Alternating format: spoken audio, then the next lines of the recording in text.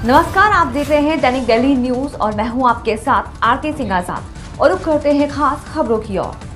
Artificial mangalsutra गुंथवाने आई महिला के साथ हुई लूट, परिजनों ने कारीगर के साथ की मारपीट, सराफा व्यापारी और पीड़ित पक्ष पहुंचा थाने, बनी विवाद की स्थिति। गुरुवार को ग्राम जीताखेड़ा निवासी एक महिला नीमच घंटा घर के समीप आर्टिफिशियल मंगलसूत्र गुंथवाने आई थी, जहां उसने अपना पर्स भी रखा जिसमें 5 तोला सोने की चेन और 500 रुपए नकद थे। जैसे कि महिला किसी काम से समीप की दुकान पर गई और चंद मिनटों में वापस आई तो उसका पर्स गायब था, जिसमें सोने की चेन और नगद रुपए थे, जिस पर महिला के परिजनों ने उक्त दुकानदार के साथ जमकर मारपीट की। इसके बाद पीड़ित पक्ष कैंट थाने पहुंचा और अपनी शिकायत दर्ज कराई।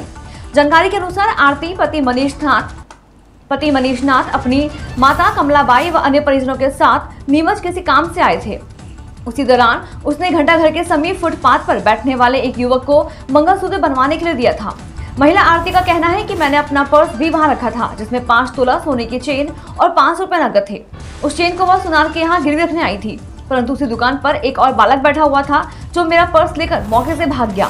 बताया जा रहा है कि घटना के बाद महिला के परिजनों ने उक्त दुकानदार के साथ जमकर मारपीट की थी, जिसको लेकर सराफा व्यापारी भी कैंट थाने पहुंचे थे, जिनका कहना था कि महिला के साथ लूट की घटना हुई है। उसकी जांच पुलिस अधिकारी करेंगे, परंतु परिजनों द्वारा दुकानदार के साथ मारपीट की गई, जो न्यायोचित नहीं है। सराफा व्यापारियों के बीच जमकर बहस भी हुई थी, जहां पुलिस को बीच में आना पड़ा।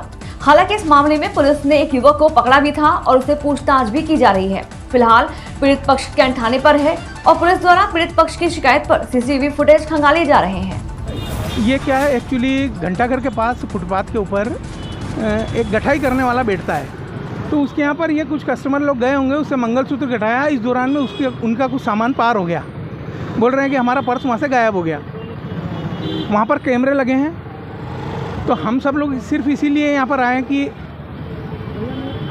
उस लड़के को जिस तरह से इन्होंने उठाकर मारा पीटा करा वो गलत है, और इस तरह की घटना हुई है तो पुलिस प्रशासन है वहाँ पर आइए, लड़का दोषी निकले उसको बंद करिए। बाजार में इस तरह से माहौल ख़राब ना हो, इसीलिए हम लोग आए, बाकी हमारा कोई मैटर नहीं है। मंगलसूत्र गुंथवाने गए थे। अच्छा, खाली पेंडल ने मंगलसूत्र दिया और थोड़ी देर रुके वहाँ।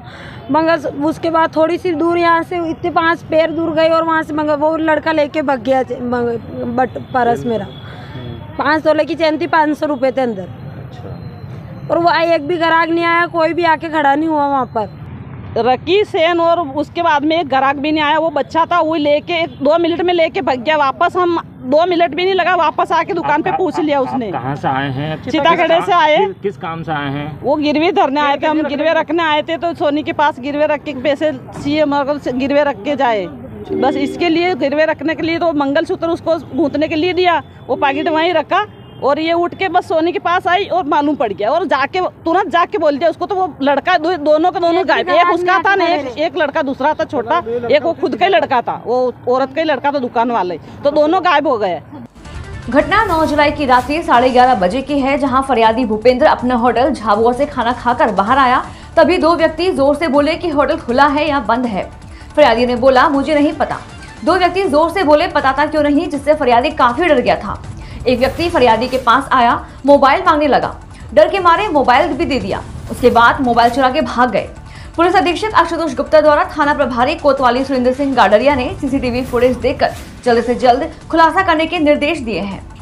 विक्रेता द्वारा जैविक खाद बोलकर बेची गई गलत खाद, छिड़काव से फसलें हुई नष्ट, किसानों ने मुआवजे और कार्यवाही की मांग को लेकर सौंपा ज्ञापन। नीमच जिले के ग्राम सरवानिया बोर में दुकानदार द्वारा किसानों को गलत बेचने व खाद के उपयोग से किसानों की फसल नष्ट होने के मामले में किसानों ने कृषि कल्याण विभाग अधिकारी व कलेक्टर के नाम एक ज्ञापन नायब तहसीलदार पिंकी साठे को सौंपा, जिसमें बताया गया कि वह सभी किसान जिले के ग्राम सरवानिया बोर के निवासी हैं। उन्होंने विक्रेता कपिल प्रजापति निवासी ग्राम के सुंदर से खाद खरीदा था और विक्रेता कपिल प्रजापति द्वारा उन्हें जैविक खाद बोलकर भूमि शक्ति आलवीन इंडस्ट्रीज कंपनी का खाद दे दिया गया, जिसके छिड़काव से उनकी सोयाबीन सहित अन्य फसलें नष्ट हो गयी। इसके बाद कंपनी के अधिकारियों से भी किसानों ने बात की तो उन्हें संतुष्टिपूर्वक जवाब नहीं दिया गया।